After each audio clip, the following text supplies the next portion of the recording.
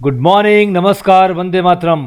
एक एक करते हुए आज 70 डेज हो गए हैं। Let us present grammar, words and comprehension. Grammar first. I read the Vivekananda's books who was a great thinker. मैं विवेकानंद जी की पुस्तकें पढ़ता हूं जो एक महान विचारक थे।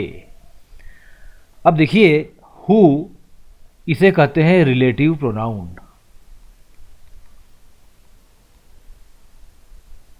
हु, विच और दैट, ये तीन होते हैं रिलेटिव प्रोनाउंस। और इनको लेकर नियम यह है कि जिस वर्ड को ये मॉडिफाई करते हैं, एक्सप्लेन करते हैं, उसके क्लोजेस्ट आएंगे।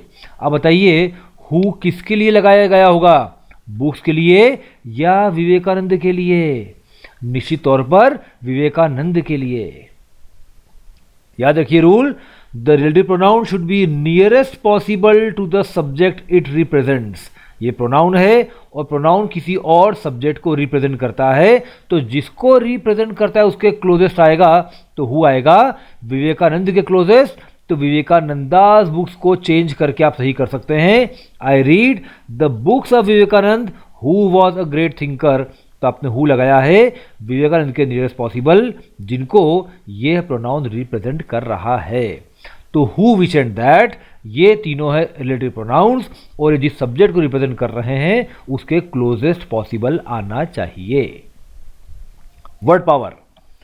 The defendant claimed that he was innocent and that his confession was. अब देखिए, एक शब्द आया है डिफेंडेंट, एक और याद रखिए प्लेंटिफ।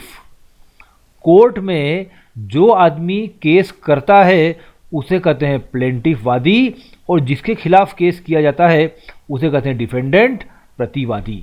तो डिफेंडेंट खुद का बचाव कर रहा है। क्लेम्ड, उसने दावा किया कि ही वॉज इनोसेंट, कि मैं तो मासूम हूं, मैंने कोई अपराध नहीं किया, निरपराध हूं। And that his confession was. अब कन्फेशन क्या होता है भाई? कन्फेशन होता है अपराध की स्वीकृति। जब आप मानते हो कि हाँ मैंने अपराध किया, तो उसे कहते हैं कन्फेशन। तो यहां डिफेंडेंट ने क्लेम किया कि मैं इनोसेंट हूं, मेरा कन्फेशन क्या रहा होगा? देखते हैं ऑप्शंस। पहला है कवर्स्ड, जब किसी को डरा धमका कर बयान लिया जाए या कोई साइन कराए जाए तो आपने उस काम को कवर्स्ड किया है।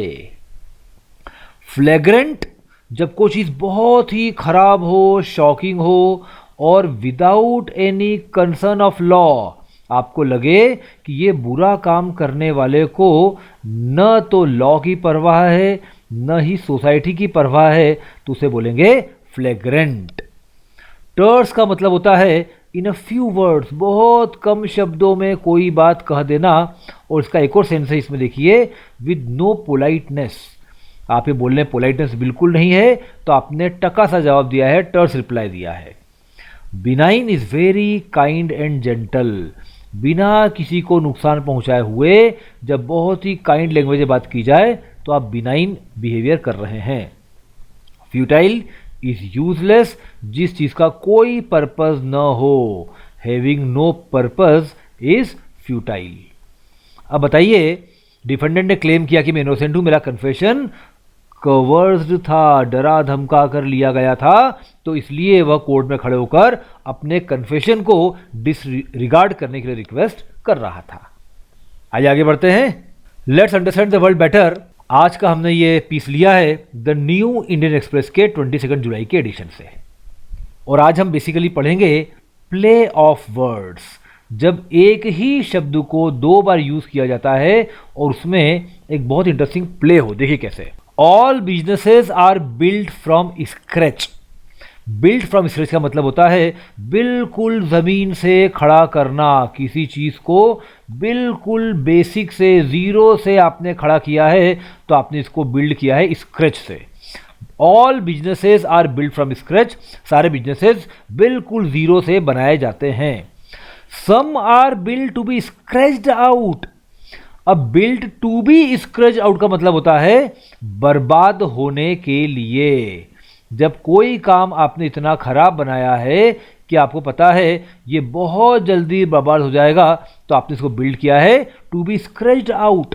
तो मीनिंग बिल्कुल बदल गया। Some are build to be scratch out in no time, कुछ तो थोड़े ही समय में बर्बाद होने के लिए बनाए जाते हैं, and some are build to last. Build to last का मतलब होता है सदैव के लिए, लास्ट का मतलब होता है लंबे समय तक टिकना। बिल्ड टू लास्ट हमेशा के लिए, लंबे समय के लिए। सम लास्ट फ्यू ईयर्स, कुछ बिजनेसेस कुछ साल, सम ईयर्स टिकते हैं। सम डिकेड्स, कुछ दशकों तक टिकते हैं। एंड सम लुक, और कुछ दिखते हैं एज इफ, मानो कि दे आर फॉर एवर, वो हमेशा के लिए हैं। बिजनेसेस, ऐसे व्यापार दैट विल आउटलिव, आउटलिव का मतलब होता है अधिक लंबा जीना। जब आप अपने साथियों से ज़्यादा लंबे समय तक जीवित रहते हैं तो आपने उनको आउटलिव किया है। तो some businesses outlive every generation that handles it, वो हर पीढ़ी से ज़्यादा जिएंगे जो उनको हैंडल करती है, उनको संभालती है, यू एंड आई इंक्लूडेड, आप और मैं भी शामिल हैं। मतलब हम जो काम कर रहे हैं, जो बिजनेस संभाल रहे हैं, वह बिजनेस हमारे बाद भी रहेगा, तो इसे कहेंगे फॉर एवर। ऐसे बिजनेसेस जो हर जनरेशन को आउटलिव करेंगे, उनसे लंबे समय तक जीवित रहेंगे। What then is a resilient business? अब रेजिलिएंट का मतलब होता है बहुत ही फ्लेक्सिबल, ऐसा बिजनेस जो बहुत फ्लेक्सिबल हो, जो गिरकर वापस खड़ा हो जाए, उसे कहेंगे रेजिलिएंट। तो रेजिलिएंट बिजनेस क्या होता है? ओल्ड हो या नया हो। Resilient consumer facing businesses, consumer facing जहां पर आपको कंज्यूमर्स के साथ लेन देन करना होता है, ऐसे बिजनेसेस सीम टू हैव, ऐसा लगता है कि उनमें है दैट वन ट्रेड, ट्रेड का मतलब होता है क्वालिटी, गुण। तो ऐसे सारे बिजनेसेस में एक क्वालिटी होती है in them that makes them last, जो उनको टिकाए रखती है। तो ऐसे बिजनेसेस को लास्टिंग बनाने वाली एक कोई ट्रेट लेखक बता रहा है जो पुराने और नए सारे बिजनेसेस में होती है, और वो क्या है? Now comes the most important pith, that hunger to reinvent. Reinvent का मतलब होता है जब आप परेशान हो गए हो तो खुद को री इंजीनियर करके दोबारा खड़ा कर लेना, खुद का पुनर्निर्माण कर पाना। जब आपको लगता है कि आप किसी बिजनेस को जीरो से वापस खड़ा कर लोगे, हंगर टू री इन्वेंट करने की भूख, and that hunger to stay relevant. Relevant का मतलब होता है हमेशा उपयोगी रहना, स्टे रिलेवेंट उपयोगी बने रहना।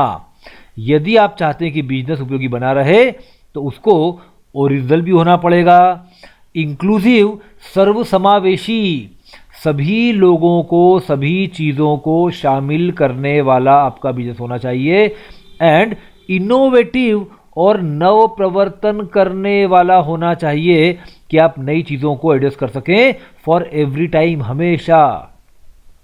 यदि आप चाहते हैं कि आपका बिजनेस लंबा टिके तो री इन्वेंट करने की भूख पैदा करिए, हमेशा उपयोगी बने रहने का प्रयास करिए, ओरिजिनल रहिए, किसी की नकल मत करिए, सभी को जोड़िए, सर्वसमावेशी बनिए और नव प्रवर्तन करते रहिए। यही चीज़ है जो किसी बिजनेस को लंबे समय तक टिकाती है। थैंक यू डियर फ्रेंड्स, देखते रहिए, आगे बढ़ते रहिए, लाइक करिए, सब्सक्राइब करिए, शेयर करिए और एग्जाम्स में उपयोग करिए। Thank you, all the best, enjoy.